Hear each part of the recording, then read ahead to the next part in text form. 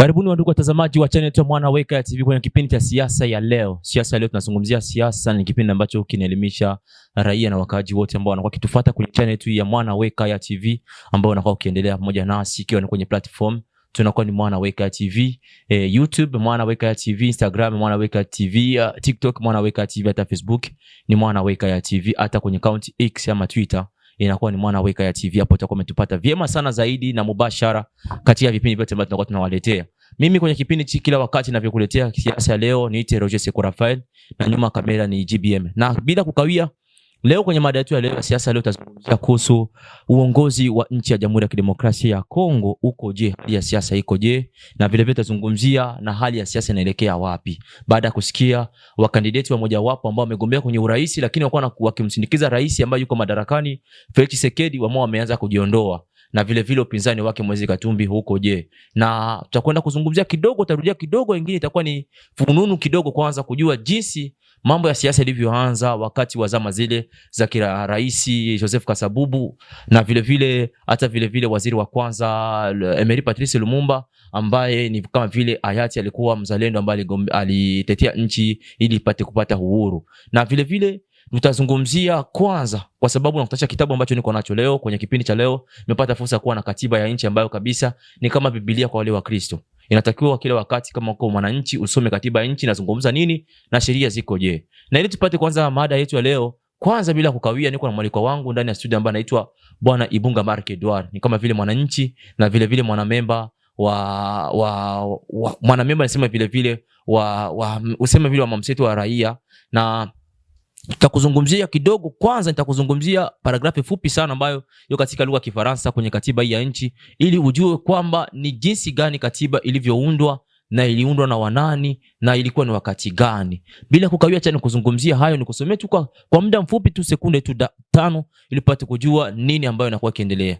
Na iko hivi, ni katika paragrafu ya kwanza ya kitabu cha katiba nchi, nasema hivi: exposé des motifs, ikizungumza hivi: depuis son indépendance le 30 juin 1960, la République démocratique du Congo est confrontée à des crises politiques récurrentes, dont l'une des causes fondamentales est la contestation de la légitimité des institutions et de leurs animateurs. Cette contestation a pris un relief particulier avec les guerres qui ont déchiré le pays de 1996 à 2003. Envie de mettre fin à cette crise chronique de légitimité et de donner au pays toutes les chances et de se reconstruire, les délégués de la classe politique et de la société civile, forces vives et de la nation réunis en dialogue intercongolais ont convenu dans l'accord global et inclusif signé à Pretoria, en Afrique du Sud, le 17 décembre 2002, de mettre en place un nouvel ordre politique fondé sur une nouvelle constitution démocratique sur base de laquelle le peuple congolais puisse choisir souverainement ses dirigeants au terme des élections libres, pluralistes, démocratiques, transparentes et crédibles. Nadhani ndio hapo ndugu msikilizaji na mtazamaji wetu wa channel ya Mwana Weka TV. Na bila kukawia, acha nimkaribishe kwanza mwaliko wetu Bwana Ibunga Mark Edouard. Karibu tena ndani ya studio ya Mwana Weka TV. Ndio, nashukuru sana kwa kupewa nafasi ndani ya studio nzuri. Ndio. Na ni mzuri kuinforme population ya Kongo kwa jumla nini iko ndani ya nchi yetu na nini tunabidi tusove nchi. Kwa juu kama tulienda Afrique du Sud ku Sun City, ndio ni juu ya kumetre fin ba groupe ya ba individu bene wanapenda kukamata pouvoir par la force. Ndio.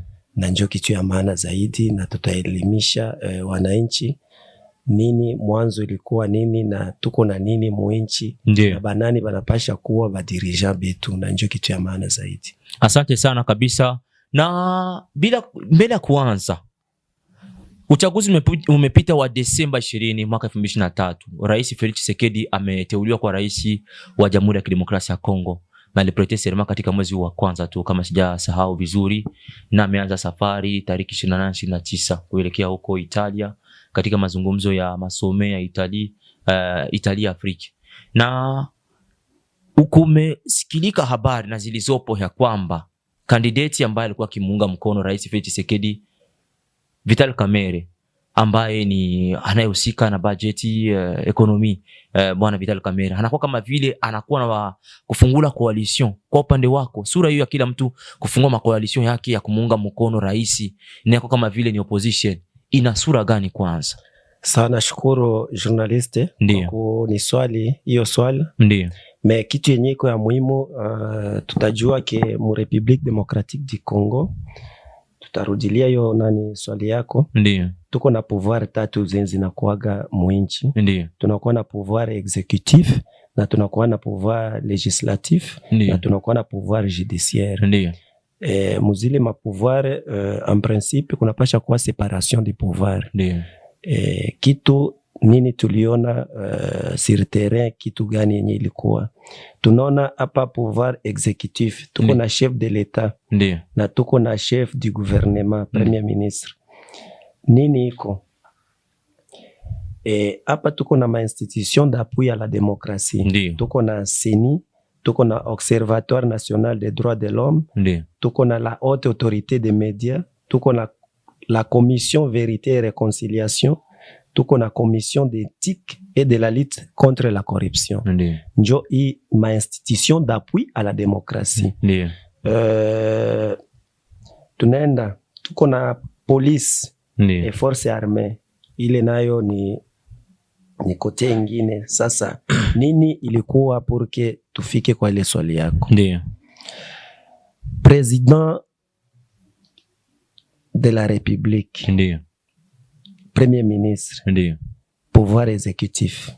Et pouvoir exécutif ina nommé président wa commission électorale indépendante, CENI.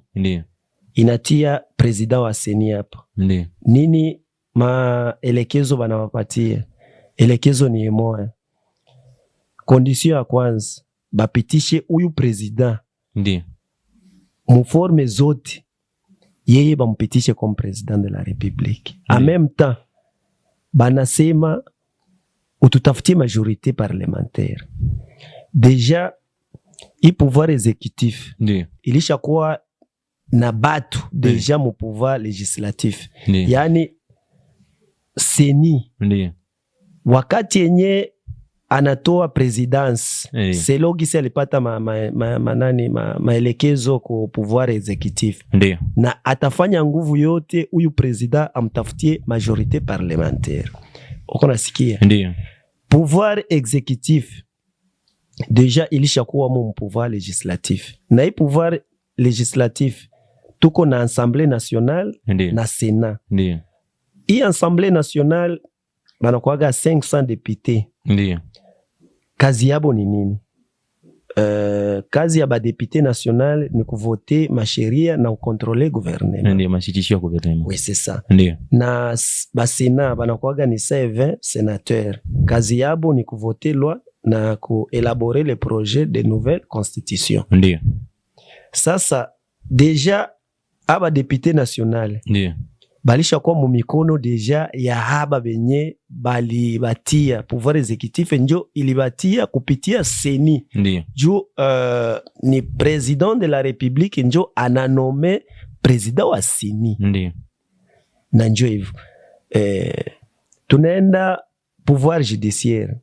Mwa pouvoir judiciaire njo mnatoka ma cour constitutionnelle beko mole bajije kazi yabo ni kazi gani? Kuresoudre ma conflit, ndio wanasheria de peine. Uko nasikia hapa sasa? Ndio hii pouvoir exécutif aichoki, inakuya ku police et les forces armées. Police kazi yake nini? Police tunaweza sema mu lugha ya Kifaransa tel que gisiko, la police est au service de la nation congolaise, nul ne peut la détourner à ses propres fins.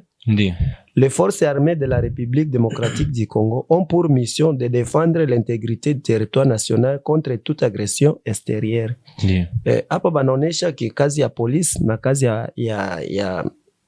ya force armée congolaise. Sasa hapa ni kuchunga raia na mali yake, na wale ambao wanaweza kunyanyasa raia, kunyanyasa nchi C'est ça. Ndiyo. Sasa hapa kuko bipengele benye biko juu haiko ya hii constitution nye uko nayo hapa tu, constitution ya transition juu ile concernant police ilikuwa article 173. Ndiyo. Na kuhusu militaire ni article 178. Ndiyo. Inaenda sasa, ces deux articles de la constitution de la transition définissent sans ambiguïté les missions de ces deux corps essentiels au maintien de l'ordre dans le pays. Banatia entre parenthèses, certains ne respectent pas les lois et il faut les empêcher, entre parenthèses, et à sa protection contre les ennemis extérieurs, et à sa protection contre les ennemis extérieurs, toute autre mission qui leur serait confiée constitue une infraction à la Constitution. Et yani hapa banaonesha kazi ya polisi na kazi ya arme yetu. Polisi ni kuchunga raia na mali yake. Na force ya arme iko pale ni kuchunga mipaka ya nchi na waenemi wote wenyewe watakuya kuagrese ile nchi. Sasa hii pouvoir exécutif inautilize polisi na arme musanse gani? Hapa tunasema kuko ma institution, tuko na 5 institutions d'appui à la démocratie. Observatoire national des droits de l'homme. Huyo akisema juu ya droit de l'homme directement police anamwarete. Na police atamwarete n'imfiske 48 heures. Atampeleka ku pouvoir judiciaire. Ba juge comme nabo baliwekewa na huyu pouvoir exécutif. Manake mwenye ataleta decision sio ba juge, ni pouvoir exécutif. Unaona? Tunaenda la haute autorité des médias. Ouais, presse. Assurer la neutralité des médias. Ukisema ukweli ya réalité kama gouvernement wala gestion ya gouvernement en place directement uko arrêté par soit police soit force armée. Tuko na commission vérité et réconciliation. Kazi yabo ni nini? Réconcilier les Congolais à renforcer l'unité nationale. Aba kwanza iko saba kwa hiki. La commission d'éthique et de la lutte contre la corruption. Ndio, kunaweza kama détournement fulani mu gouvernement. Ndio. Kama vile shirika la IGF linavyofanya kufanya makontrole ya ma-institution. Exactement. Ndiyo. Sasa kazi yabo ni nini? Kufavoriser les pratiques morales.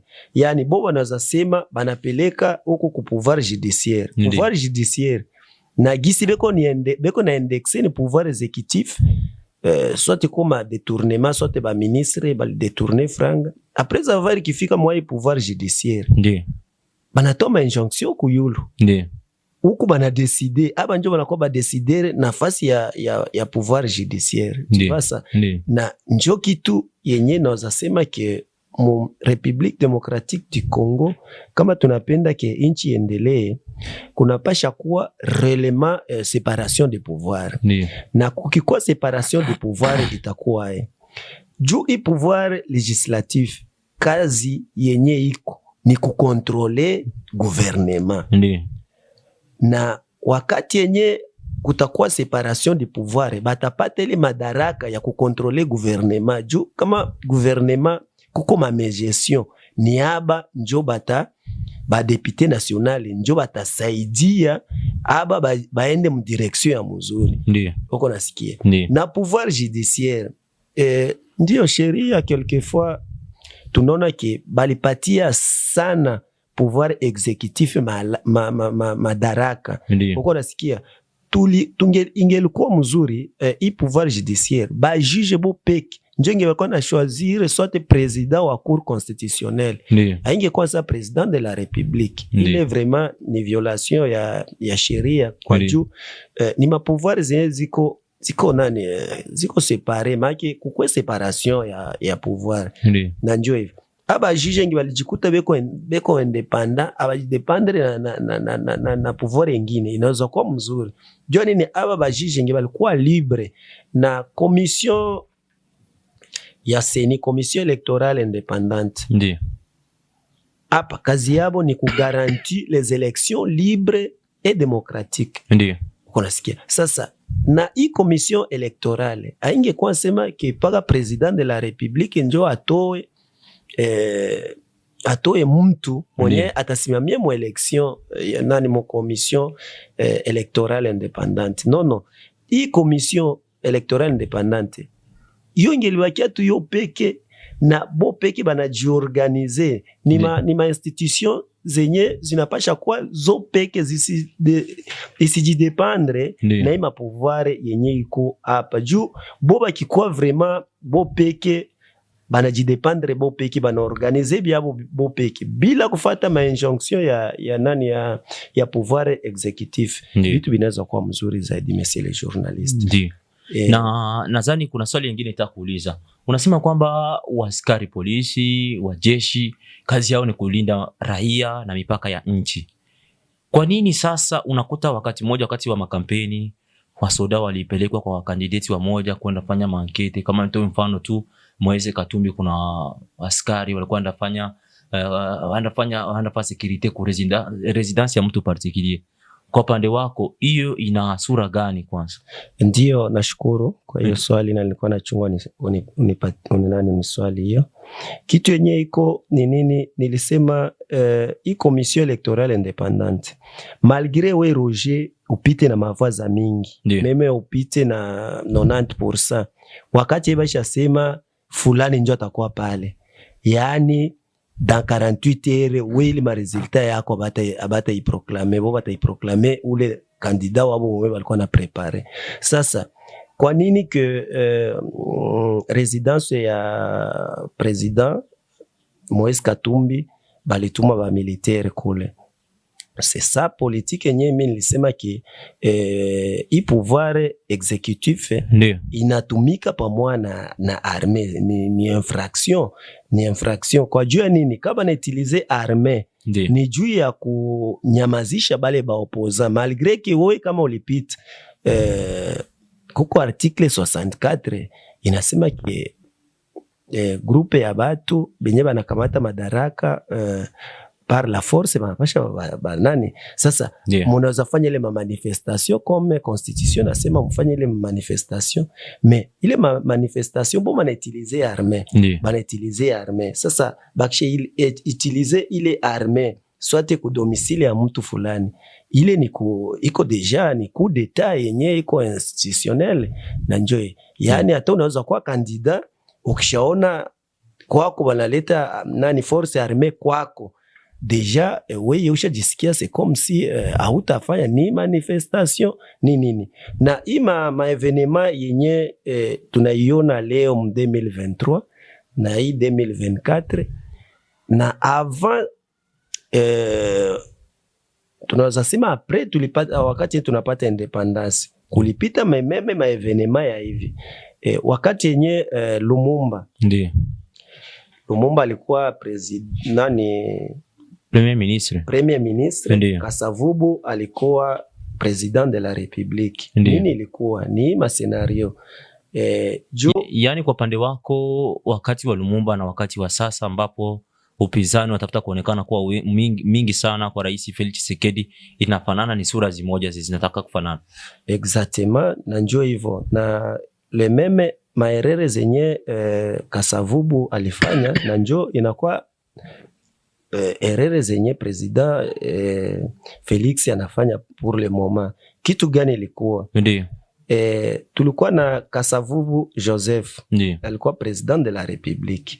Patrice Lumumba alikuwa premier ministre. Mais mwenye alikuwa na majorité parlementaire ni Emery Patrice Lumumba. Sasa na constitution ile yenye ilikuwa ni ba député ndio wanakuwa na voter president de la République. Sasa na Afrique du Sud benye bana votaka president ni ba député. Je, hiyo sura kirudia kwa sasa inaweza kusaidia? Sio sura ya mzuri. Ndio, hawa député kuchagula rais. Kungelikuwa election digne ya mzuri, ma election kama ni wewe Roger na postile unapita, inaweza kuwa mzuri, lakini au moins hii constitution tuko nao ni ya mzuri zaidi par rapport na ile ambele. Me kitu yenyewe inakosekana tu kuna kosa batu benye banapenda ba ikale ku pouvoir par la force. Na formule yenyewe banaitilize formule yengine au contraire na mainchi zenye sa magabon za kupiga macoup d'etat. Bo bapigi macoup d'etat mais bo banautilize constitution, banautilize maelection yenye inaendana, c'est comme si ni maelection yenye ko ya mzuri, mais sio maelection ya mzuri, sio maelection yenye ko credible. Hapa tulikuwa na Kasavubu,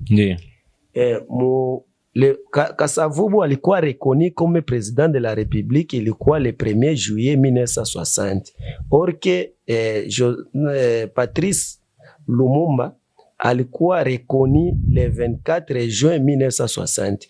Yani unaona journaliste mwenye alikuwa reconnu avant atuyapata indépendance comme chef du gouvernement, alikuwa ni Emery Patrice Lumumba, yani premier ministre. Ndi. Sasa hapa tunaenda ku declaration ya independance.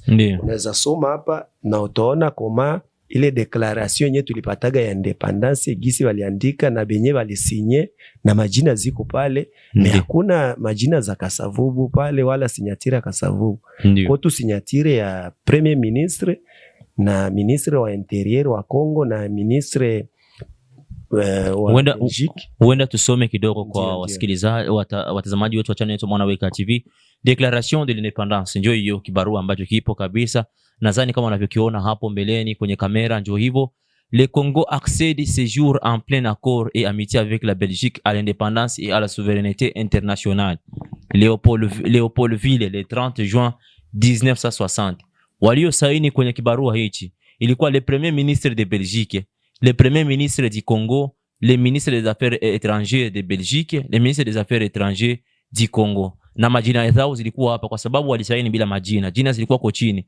Les signataires de la déclaration pour la Belgique kulikuwa Gaston Eskens, premier ministre, na vile vile kwenye na Pierre Wigny ni ministre des affaires étrangères ndio walisaini vile vile. Pour le Congo, yani kwa upande wa nchi ya DRC kulikuwa Patrice Lumumba ambaye ni premier ministre na Justin Bomboko premier ministre des affaires étrangères ndio walisaini katika declaration hii ambayo ni declaration ya conjointe ambayo ilikuwa ya kukamata independence. Nadhani ndio hivyo. Ndio, nashukuru sana kwa juu tukue na batu bajue banani benye walikuwa ba signateur ya ile nani declaration kati tulipata independence. Ndio. Sasa hapa deja tunajua mwenye alikuwa na madaraka ni Lumumba.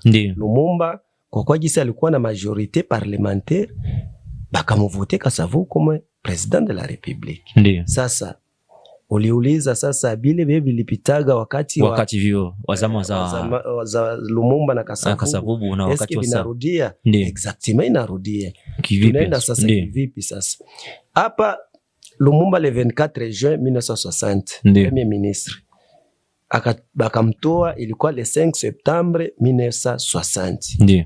Sasa bakajue na akili ya bakongole ile wakati bakaona ki bakitia mtu mwingine mwenye kukuwa munani mwale ministeri ya Lumumba banaweza pata nani akili ya kujua ki sote bonjo beko na juu deja walikuwa na njama ya kumuua Lumumba.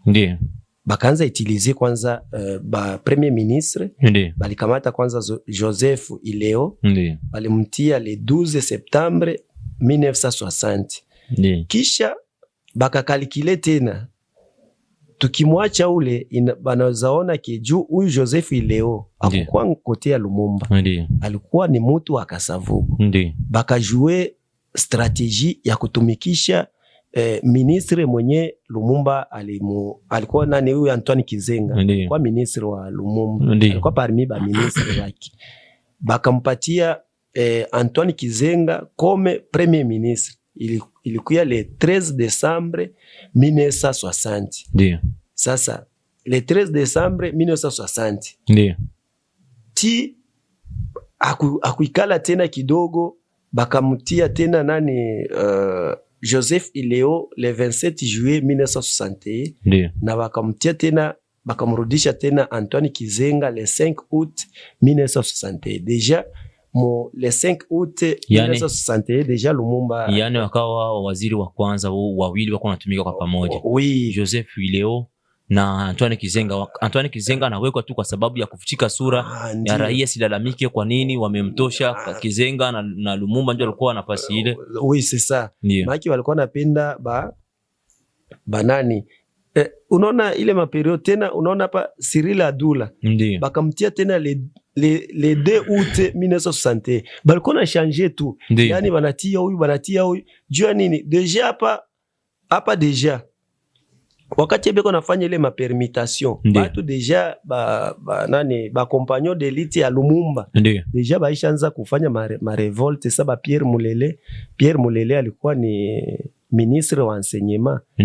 Na kama leo unasikia ba mai yeye ndio walikuwa wita Pierre Mulele. Na Pierre Mulele ndio alianza mai ku ngambo za huko. Na ndio alikuwa ministre wa ndio ikaja jina mai Mulele. Oui, mai Mulele. Jina Pierre Mulele. Exactement, na nikumbushe ndio hivyo, ndio gisi nilikuwa napenda kusema vile. Basi tunaenda Moise Kapenda Chombe. Ndio. Wakati yenye turudie nyuma kidogo. Ndio. Juu hapa tunaona premier ministre Emery Patrice Lumumba, Kasavubu Joseph president de la République. Ndio. Tunaenda huko kulikuwa na president wa Assemblée Nationale. Ndio. Wakati yenye tulipataga independence jina yake ilikuwa ni Kasongo Joseph. Ndio. Hapa banaandika tu alingia mu juin 1960 akatoka mu mars 1962. Ndio. Basi tunaenda president wa Sena ilikuwa Ileo Joseph.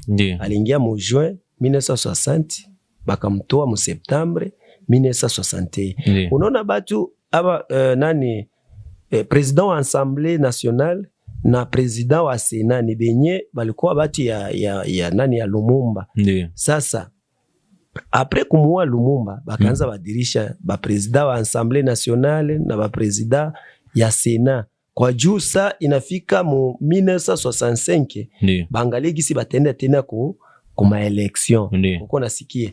Sasa hapa kama nilisema juu ya abo banane ba president ba Assemblée Nationale wakati wa Lumumba na Sena ni juu ya kuelewesha vile jina ya Moise Chombe haiko.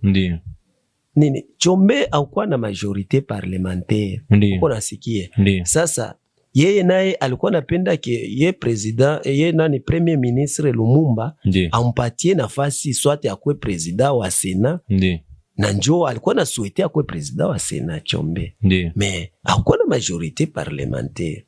Na njoo wakati nya alijikuta benye alikuwa natafuta madaraka akubipata na kafanya ile secession katangeze. Ile secession katangeze ilikuya haiko asema ilikuya juu ate kujikata juu ya kitu fulani. Balijikata tu ni juu ya kutafuta madaraka par la force. Mais abakupenda baende uma election yenye iko credible, démocratique et transparente. Na njoo bakafanya hiyo ma secession katangeze. Sasa tunafika hapa deja Chombe aliingia le 10 juillet 1964 na akatoka le 13 octobre 1965. Bilikuwa sasa tunatenda kwa election ya pili. Basi ilionekana hapa Moise Chombe alikuwa na majorite parlementaire. Kasavubu hakuwa na majorite tena. Sasa Kasavubu akapenda jina yake kome candidat president wa ile maelection yenye balikuwa napenda baorganize mu 1965. Sasa na Kasavubu akaprepare mutu mwengine mwenyeko elema faible de façon que yeye anajua tu yeye atapita. Basi no Chombe naye akasema no twende seba wili mu election. Bak tu deposer si bote majina zetu. Juu na Kasavubu akaona sema hapana, Chombe eko na majorite parlementaire, nikiitika jina yake inaweza yeye huyu atapita tu. Njo tuliona sa president Moise Katumbi sa balikuwa na kandidatire yake, abakona napenda nani aidepose kandidatire yake, alijua ke Moise Katumbi eko na popularite batampitisha. C'est pour cela baka utiliser plan B olia kumuelimine mara moya kandidatire yake, baka maintenir kandidatire yake na walijua tu ule president mwenye batatia pale bata kute tu batampitisha mafaso zote telke gisi tuliona. Tunarudia hapa sasa, bakaanza sasa Chombe na Kasavubu bananza gombana sasa. C'est pour cela wakati yenye baliona ki bananza gombana, njo president Colonel Mobutu akapiga kudeta, na njo hivyo bo peke bakaanza korogana. Tunaza sema badirija betu konabo abakwaki na susi ya ya kutumikia peple. Yani haba uko naona maevenema zote ni kutafuta tu pouvoir, hakuna vitu yengine. Na njo telke gisi Mobutu alirekipere pouvoir, na paka leo tukaenda sasa Mobutu naye apres Moise Chombe, premier ministre Evariste Kimba akaingia le 18 Octobre 1965, akamtoa le 14 Novembre 1965. Leonard Mulumba naye wakamtia le 25 Novembre 1965, bakamtoa le 26 Octobre 1966. Sa Mobutu alikamata sasa pouvoir, akakuwa natia tena ba premier ministre, akaanza tia ba premier commissaire d'etat. Ba commissaire d'etat njo beko saba ba premier ministre, na njo depuis 1977 tutashuka ti pagisi Mobutu majina zote ziko hapa juu muda ni ya kidogo. Ndio. Sasa yani kwa upande wako ni kwa sababu ile wakati wa Kasavubu walikuwa wanaweka batu tu kuangalia jinsi watakuwa wanaflate raia, na njo kwa leo inakuwa ni hivyo hivyo tu. Na kwa upande wa Vital Kamerhe ni kukuwa naangalia jinsi atakimbia madaraka. Hayo kwa ajili ya kutumikia raia na kutumikia ni kutafuta madaraka tu. Sasa sunaona ke histoire inakuwa sasa inajirepete. Jo Vital Kamerhe president Felix. Ndio. Na tulikuwa na Moise Katumbi Chapwe. Ndio. Sasa mbele ilikuwa bamuelimine kwanza Moise Katumbi. Ndio. Sasa kisi balielimine Lumumba. Bakamuelimine exactement, tunajua koma balipita ile nawaza. Yani kwa pande wako uchaguzi kupita katika hali ya nzuri ambayo ilikuwa ya ukweli. No, uchaguzi ilipita makondisio moja daire dunia yote mzima. Aba tukamati au serie, ce n'est pas possible pays sasa na République démocratique du Congo ba candidat bakwe na machine à voter bajivote bo peke vraiment abia kuaga meme hata Soudan du Sud iwezi organiser ma election sasa na yenye tuliorganiser mu 2023. Nadhani wale walikuwa na mashine mavua sababu walikuwa suspended na waliwekewa kando. Na njoo yenyewe mimi nasema unasema ilikuwa suspended mavua za president de la République malgré kulikuwa ile ma fraude mais bali considérer il est les voix, est-ce que bali changer ma voix ya president Félix abakuze changer na njoo kitu nilipenda kusema hivi. Ndio. Bakamuelimine Moise Katumbi mu competition certes, bo bakabakia sasa baisha kwa na majorité yabo. Nini sasa pour le moment conteste actuelle nini yenye inakuwa sasa inakuwa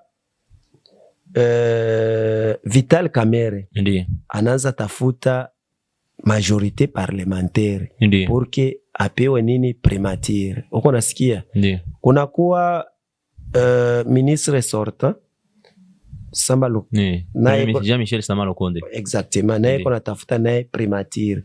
Jean-Pierre Bemba naye kona tafuta primature. Sasa ile tena wakati nyema na elimine Lumumba, Kasavubu na Moise Chombe tena wanaanza gombania presidency.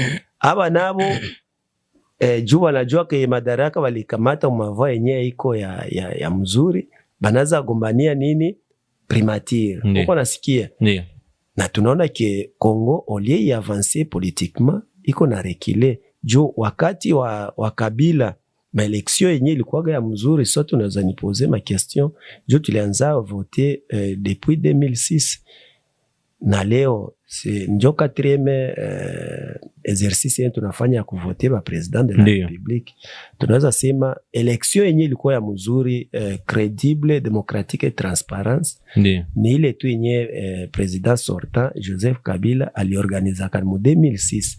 Jo tuliona meme hata ba opposition sa MLC ilikuwa na ba députés au plus de 107 députés na nani na seki celui-là Jean-Pierre Bemba na alikuwa nani opposa wa Kabila. Bitu vilikuwa mzuri jo ile wakati ma election balikuwa na proclamer territoire par territoire. Jo hata mie niko na ile ma resultat yote nye ilikuwa territoire par territoire, na avant que seni aya proclamer ilikuwa nishajua ke fulani eko na mava fulani na fulani eko na mava fulani. Ile ilikuwa vraiment election ya mzuri, mais après ile vraiment ni kao, yani mu République démocratique du Congo politiquement tunakuwa na avancer 10 metres na tunarekile 100 kilometres. Unaona jule ma election ba electeurs walikuwa ngapi ile 2006? Ilikuwa 16,256,601 electeurs ndio beba lenda kuvote mu deuxième tour. Tunasema Joseph Kabila Kabange alikuwa na 9,436,779 voix, soit 58,05.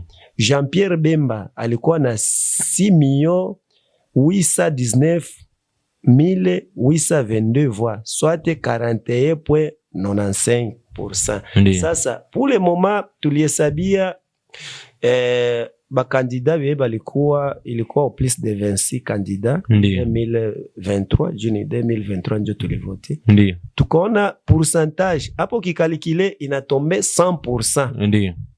Mais tuliona wakati yeba alianza sema president Ota, mwingine wa pili Ota, pakisi walifika ule wa mwisho tukakuta tukakalikile pourcentage na kwa 116%. C'est impossible. Bote balikuwa nagumbania ni 100%. Roger na nje ni uzuni tukue na ba autorite ole ya kuwaza juu ya nchi beko na waza kwa ajili ya pouvoir, na njo tunarudia tena mwa ile mambo yenye Kasavubu alifanya ya kumwelimine Lumumba, na finalement na ye na pouvoir yake akuendelea kupouvoir. Na njo hivyo classe politique olie ya kunani ya kuavanse mpolitiquement tuko narudia nyuma. Kuna wengine wanasema kwamba inasemekana Vital Kamerhe enda kufungua block yake kama vile ya opposition ya upinzani, inaweza kawa sura ya kutaka kucheza kama ni karata na Rais Felix Tshisekedi ili amtayarishe mnamo mwaka 2028 2028 Vital Kamerhe kamate na madaraka. Unaweza kusema nini kuhusu maneno haya? Kukamata madaraka ile nawaza kile motife haiko fondé. Jua nini Union Sacrée deja ni platform yabo yenye balikuwa nayo.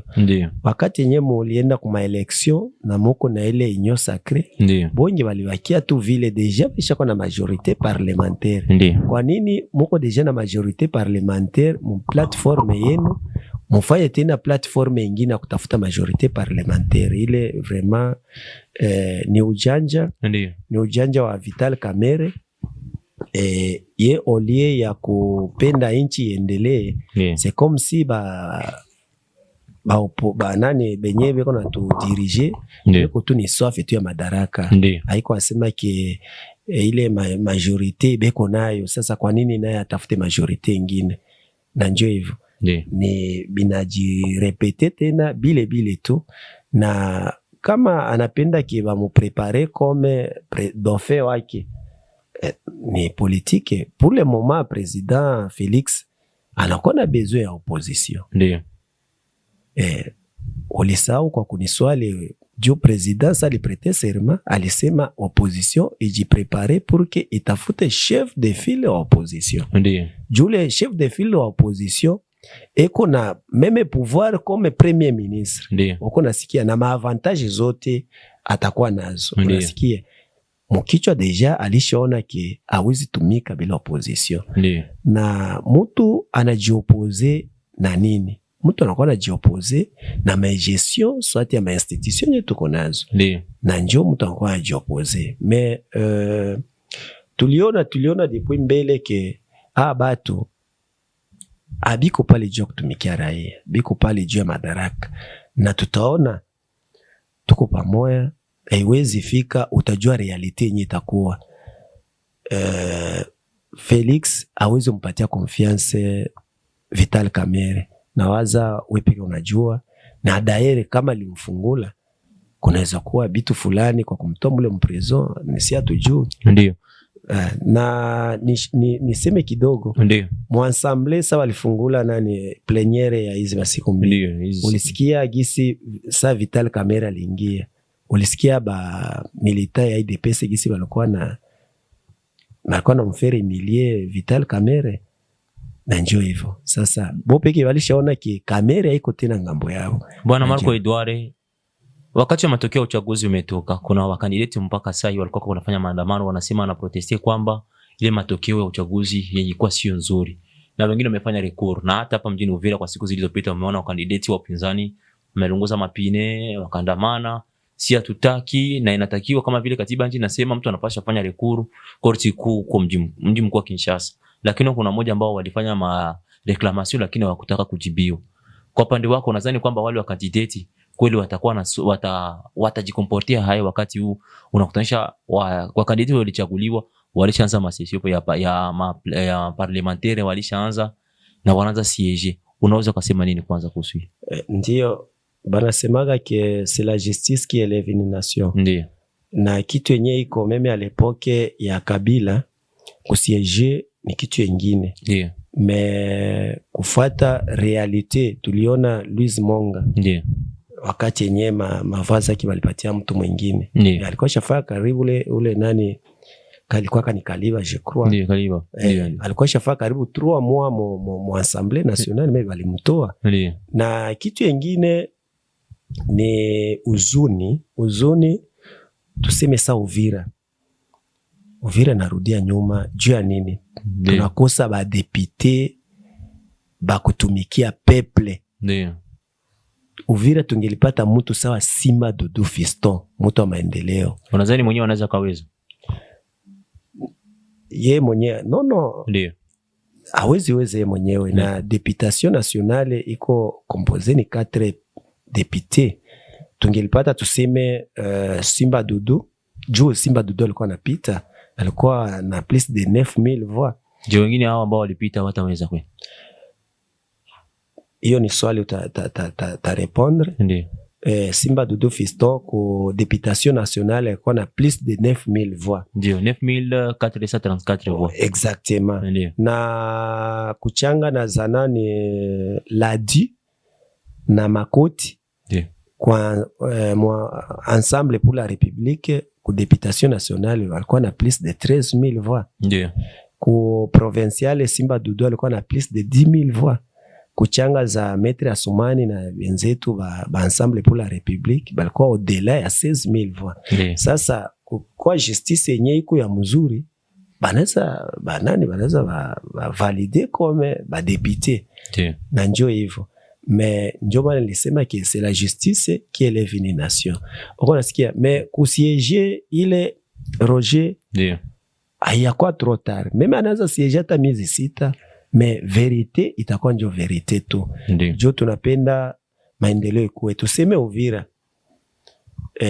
Tuseme ukweli. Mwenye alikuwa anatupita mava ni Bitakwira tu ndio alikuwa na mavaza mingi. Na ndio alipita kiukweli. Ndio. Wa kwanza alikuwa Bitakwira, wa pili Simba Dudu, wa tatu Andre Biadunia. Ndio.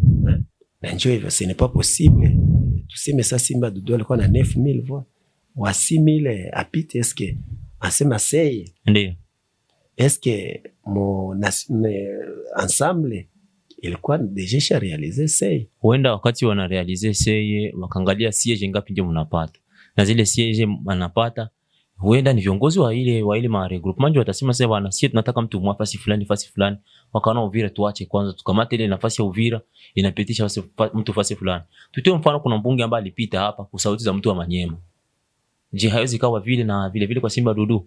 Sasa question na njoo maana tunapenda tubadilishe mambo. Na njoo kama nilisema ki ma election ilikuwa credible mu République démocratique du Congo. Ndiyo. Kwa nini hakuniuliza mu 2011? Ndiyo. Mu 2011 mambo ilikuwa mzuri, lakini saba litia seye njoo iliharibisha. Eske réellement ma resultats za Kindu ulikuwa nazo? Juu ma resultats zenye banasema ke soit IDPS ili réaliser say, tuliona combien de fois balikuwa na mashine à voter, uko nasikia? Ndio maana ile nadhani zile za wale wenye walikuwa na mashine zilikuwa ni ile zote. Wenda tu kwamba wenda ni hiyo fasi ya urais njoo wenda. Question hivi. Wenyewe walikamatiwa. Unaweza kuwa bamwizi 1500 kakamatiwa bamwizi 82. Eske wakakamata wote? Wengine wakapata bahati ya kupona. Ndio. Eskize. Ndio. Kwa juu kuko tuseme sa kuko adiro mwa mwenye akudepoza kata meme ata candidature yake ku niveau provincial. Alijikuta mba député provincial na jina yake iko. Na alikuwa Eli. Balimvote fasi gani?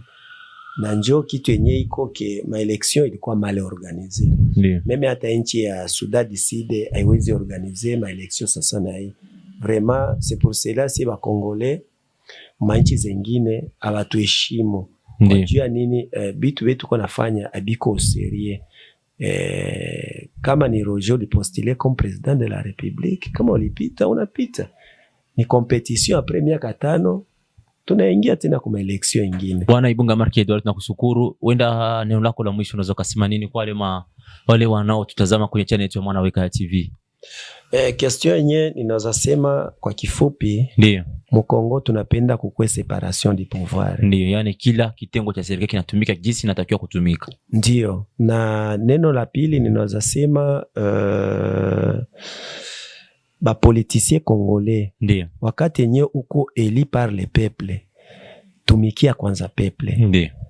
Madaraka inakuwaga na inapitaga, na kitu ya kutia masheria yenye aina na mainteret mon peuple congolais sio sheria za mzuri. Jo banasemaga que les hommes passent mais les institutions restent.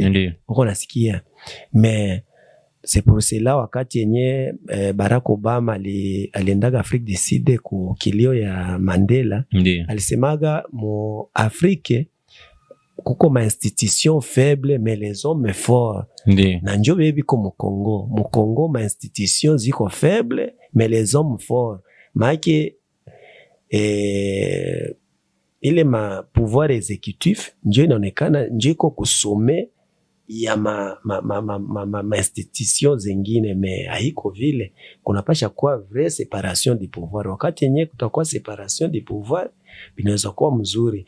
Na kitu yenye iko ma election, ndio tunapasha enda election ya premier tour na deuxième tour. Ndio. Na ulikuwa eli comme Simba Dudu alikuwa eli Uvira, na ile Uvira ile mavazi yenye alikuwa eli Uvira na njoo zenye zitampitisha.